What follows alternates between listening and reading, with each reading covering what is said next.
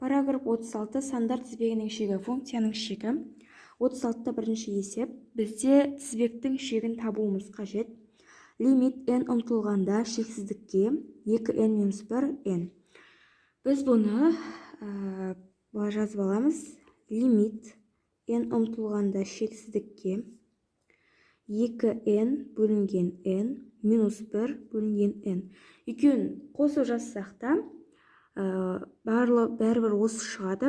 Айырып жазсақ осылай болады. Енді теңестіреміз.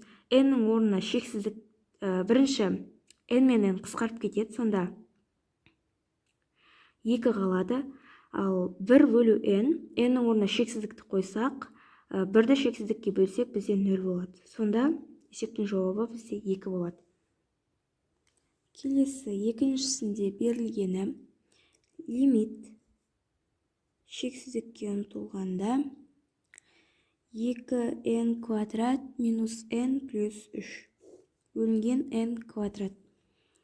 Бұларды лимит n ұмтылғанда шексіздікке 2n квадрат бөлу n квадрат минус n бөлінген n квадрат плюс 3 бөлінген n квадрат бөлінген n квадрат Бұл тең болады. Лимит n ұмтылған шексіздікке n мен n қысқарып кетеді, сонда 2 болады. Мұнда 1 бөлінген n болады, ал бұл жер 3 бөлінген n квадрат. Бөлімі n квадрат жойылып кетеді бір-бірімен, сонда 1 болады. Енді n-нің орнына шексіздікті қойсақ, бізде 1-ді шексіздікке бөлсек бізде 0 болады, 3-ті шексіздіктің квадратына бөлсек бәрібірден 0 болады. Бөлімінде 1 бар, сонда бізде жауабы 2 болады. Үшіншісінде лимит шексіздікке ұмтылады 3n квадрат минус n плюс 1 бөлінген n 2n квадрат. Бізде бұл тең болады. Лимит n ұмтылған шексіздікке 3n квадрат бөлінген 2n квадрат минус n бөлінген 2n квадрат плюс 1 бөлінген 2n квадрат. Бұл тең болады. Лимит n ұмтылған шексіздікке бізде n квадрат жойылып кетеді, сонда 2-ден 3 қалады. Мұнда минус 2n алымында 1 плюс 1 2n квадрат өз жазылады. Енді орындарына қойсақ, n-нің орнына біз шексіздікті қойсақ, бірінші 2-ден 3-тің өзін жазып алайық. Шексіздікті қойсақ, бізде 0 шығады. Мұнда да шексіздікті қойсақ, шексіздіктің квадраты шексіздік. Шексіздікті 2-ге көбейтсек шексіздік болады, оны 1-ге бөлсек 0 болады. Минус 0 плюс 0. Тең болады 2-ден 3-ге. Ол бізде 1,5 береді. Келесі төртіншісі лимит n ұмтылғанда шексіздікке синус 2n бөлінген n. Бұл бізде 0-ге тең болады. Бұл өзі анықтамада берілген, және де кітапта мысалда да осылай өзі беріліп қойған. Сондықтан бұның мәні 0-ге тең болады. Келесі бесіншісінде лимит n ұмтылғанда шексіздікке косинус 2n бөлінген n. Бізде бұл да тең болады 0-ге. Келесі 36-та екінші есеп. Функцияның нүктедегі шегінің анықтамасын қолданып теңдікті дәлелдеңдер дейді. Бізде лимит x ұмтылғанда 1-ге 3x минус 1 тең 2-ге дейді. Біз лимит x ұмтылған 1-ге 3x минус 1 деп алып, x-тің орнына 1-ді қойып жазсақ, сонда 3 көбейтілген 1 минус 1 бізде 2-ге тең болады. Демек бізде теңдік тура. Келесі екіншісінде лимит x ұмтылғанда 2-ге 3x минус 2 тең 4-ге дейді. Дәлелдейік, x-тің орнына 2-ні қойсақ, бізде 6 болады, 6-дан 2-ні азайтсақ 4 болады. Демек бізде теңдік тура. Келесі үшіншісі лимит x ұмтылғанда минус 2-ге 5x плюс 4 тең минус 6-ға дейді. 5 көбейтілген минус 2 плюс 4 минус 6-ға тең болады. Бізде теңдік тура. Келесі төртіншісінде лимит x ұмтылғанда минус 0,2-ге 5x минус 1 тең болады минус 2-ге дейді. X-тің орнына минус 0,2-ні қоямыз. 5 көбейтілген минус 0,2 минус 1. 5-ке 0,2-ді көбейтсек минус 1 болады. Минус 1 тең болады минус 2-ге. Бізде теңдік тура. Келесі 36-да үшінші есеп. Мұнда да солай функцияның шегін табу қажет. Біріншісінде лимит x ұмтылғанда минус 1-ге x квадрат плюс 1. Бұл бізде тең болады. Минус 1-дің квадраты плюс 1 тең 2-ге.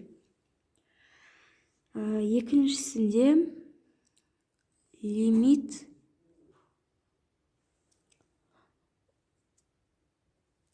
x ұмтылады 2-ге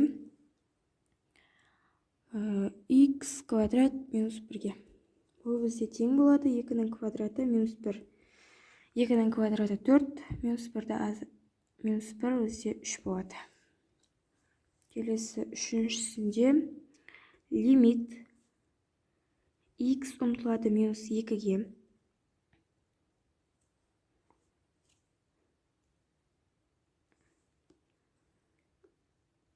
2x квадрат минус 1. 2 көбейтілген минус 2-ның квадраты минус 1. Минус 2-ді квадраты 4, 2-ге көбейтсек 8, 8-ден 1 азайтсақ 7. Бұл басқа есептің үшіншісі екен. Бұл 36-та үшінші есептің үшіншісі де берілгені. Лимит x ұмтылғанда минус 1-ге 2x квадрат минус 1. Бұл тең болады. 2 көбейтілген минус 1-ді квадраты минус 1. Бізде бұл тең болады 2 1-ге. Келесі осы есептің төртіншісі де лимит x ұмтылғанда минус 2-ге 2x квадрат минус 3. 2 көбейтілген минус 2-ның квадраты минус 3. Бұда жауабы 5 болады. Келесі бесіншісі лимит x ұмтылады минус 2-ге 2x квадрат плюс 3. 2 көбейтілген минус 2-ның квадраты плюс 3 тең болады 11. Келесі 36-та төртінші есеп. Лимит x ұмтылғанда 2-ге 2x квадрат минус 3x тең болады. X-тің орнына 2-ні қойып есептейміз. Сонда 2 көбейтілген 2-ның квадраты минус 3 көбейтілген 2. 2-ның квадраты 4, 4-ті 2 көбейтсек 8, минус 6. Тең болады 2-ге. Келесі екінші лимит x ұмтылады 0,4-ге x квадрат минус плюс x тең болады 0,4-дің квадраты плюс 0,4. 0,4-тің квадраты 0,16, оған 4 қоссақ 0,156 болады. Келесі үшінші лимит x ұмтылғанда минус 1-ге минус 2x куб минус x-тің шегін табуымыз қажет. Минус 2 көбейтілген минус 1-дің кубы минус 1-ге. Ол тең болады. Минус 1-дің кубы бізде минус 1, минус 2-ге көбейтсек 2 болады. Минус плюс 1 болады, тең болады 3-ге. Келесі төртіншісі лимит x ұмтылғанда минус 2-ге x квадрат плюс 2x тең болады. Минус 2-нің квадраты плюс 2 көбейтілген минус 2. Бұл тең болады 4 минус 4 тең 0-ге. Бесіншісі лимит x ұмтылғанда минус 2-ге лимит x ұмтылғанда минус 2-ге x квадрат минус 2x тең болады. Минус 2-нің квадраты минус 2 көбейтілген минус 2. 4 плюс 4 тең болады 8-ге. Алтыншысы лимит x ұмтылғанда минус 0,1-ге x 2x квадрат плюс 2. Бұл тең болады 2 көбейтілген минус 0,1 квадраты плюс 2. Минус 0,1-тің квадраты 0,100-ден 1 болады. Оны 2 көбейтсек 0,100-ден 2 плюс 2. Бұл 2,100-ден 2-ге тең. Келесі 36-та 5-ші есеп. Мұнда f от x функциясының a тең 2 нүктесіндегі шегі v-ға тең болатын дәлелдеу қажет. Бізде f от x тең x квадрат минус 3x плюс 1-ге. Ал v тең болу қажет минус 1-ге. a-ның мәні 2-ге тең. Яғни лимит x ұмтылғанда 2-ге x квадрат минус 3x плюс 1. x-тің орнына 2-ні қоямыз. Сонда 2-нің квадраты минус 3 көбейтілген 2 плюс 1. Бұл тең болады. 2-нің квадраты 4 минус 6 плюс 1. Бізде минус 1 шығады. Яғни v-мыз бізге минус 1-ге тең. Бұл бізде дұрыс. Келесі екіншісі бізде f от x тең x квадрат минус 2x плюс 3-ге. Ал v тең болу қажет екен 3-ге. Лимит x ұмтылған 2-ге x квадрат минус 2x плюс 3 тең болады. 2-нің квадраты минус 2 көбейтілген 2 плюс 3. 2-нің квадраты 4 минус 4 плюс 3. Сонда бұда 3 шығады. Бұл есебімізде де v 3-ге тең болады екен. Келесі үшіншісі f от x тең минус x квадрат минус 2x плюс 2. v тең болуы қажет минус 6-ға. Мұнда лимит x ұмтылған 2-ге минус 2-нің квадраты минус 2 көбейтілген 2 плюс 2. Тең минус 4 минус 4 плюс 2. Минус 6. Келесі төртіншісінде f от x тең минус 2x квадрат плюс 3x минус 2. v тең болу қажет минус 4-ге. Лимит x ұмтылған 2-ге минус 2-нің квадраты плюс 3 2 минус 2 тең минус 4 плюс 6 минус 2. Мына 2-нің алдында бізде минус 2 бар.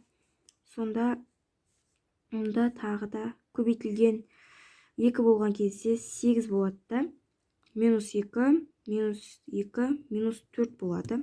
Бұл есебімізде в минус 4-ке тең. Болғанда дұрыс болады екен. Келесі 36-та 6-шы есеп. Бізде бұл жерде функцияның шегін табу қажет. Біріншісінде лимит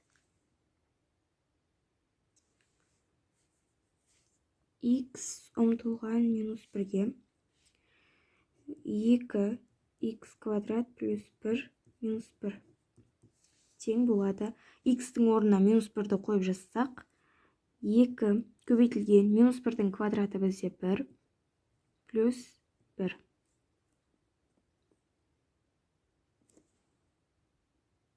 Мұнда жақша бар.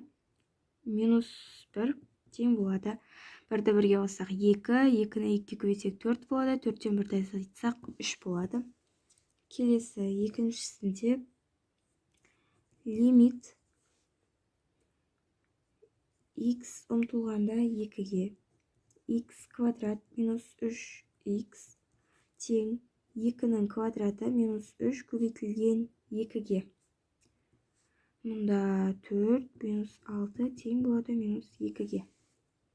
Үшіншісінде лимит x ұмтылғанда 4-ге 2 төбір асты x минус 1 тең 2 көбейтілген. Бізде төбір асты 4-тен 2 шығады минус 1. Бұл тең болады 3-ге. Төртіншісі лимит x ұмтылғанда 1-ге 2 төбір асты 4x минус 3-ге. Бұл тең болады 2 көбейтілген 4-ге 1-ді көбейтсек 4 болады. Төбір астан 2 шығады. Минус 3 тең болады 1-ге. 36-та 7-ші есеп. x нөлге ұмтылғандағы y тең f от x функциясының шегін табу қажет. Бірінші бізде f от x тең x квадрат минус 3x дейді. Ал x-іміз ұмтылады 1-ге. Лимит x ұмтылғанда 1-ге x квадрат минус 3x. Бұл тең болады. 1-дің квадраты 1. 3-ті 1-ге көбейтсек 3 болады. Тең минус 2-ге. Келесі екіншісінде f от x тең 2x квадрат плюс x минус 5 дейді. Бұны ал x-іміз ұмтылады минус 2-ге. Лимит x ұмтылған минус 2-ге 2x квадрат плюс x минус 5. Бұл тең 2 көбейтілген минус 2-нің квадраты плюс минус 2 минус 5. Минус 2-нің квадраты 4, 2 көбейтсек 8, минус 2 минус 5 тең болады 1-ге. Келесі үшіншісі. Бізде f от x-іміз тең минус 2x квадрат плюс 3x минус 3-ге. Мұнда лимит x ұмтылған 2-ге минус 2x квадрат плюс 3x минус 3-ге. Бұл тең болады минус 2, 2-нің квадраты плюс 3 көбейтілген 2 минус 3. Минус 8 плюс 6 минус 3 тең болады минус 5-ге. Төртінші есеп бізде f от x тең минус x квадрат минус x плюс 5-ге. Лимит x ұмтылғанда минус 3-ге минус х квадрат минус х плюс 5.